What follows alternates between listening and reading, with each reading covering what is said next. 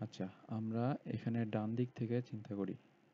2 into 2 পাওয়ার n minus 1, একে আমরা কি লিখতে পারি? 2 এর উপরে কিছু নেই মানে কি আছে? পাওয়ার 1 আছে। আর এই দুইটার বেস হচ্ছে 2, একই বেস পরস্পর গুণ অবস্থায় আছে। তাহলে আমরা জানি একই বেস পরস্পর গুণ অবস্থায় থাকলে পাওয়ারগুলো যোগ হয়।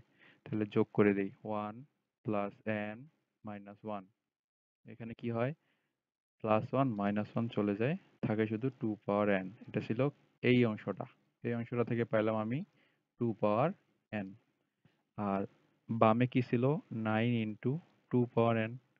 আর মাইনাস আছে এই অংশটা, তাই এই অংশটার জায়গায় আমি লিখতে পারি 2 পাওয়ার n। এখন 2 পাওয়ার n কমন গেলে থাকে 9 মাইনাস 1, 2 পাওয়ার n মানে 8। তাহলে 8 কে আবার লিখতে পারি 2 পাওয়ার 3। আবার বেস একই, বেস কত? 2। আর পাওয়ার গুলা তাহলে কি হবে? যোগ হবে, 2 পাওয়ার n প্লাস 3। এটা আমার উত্তর।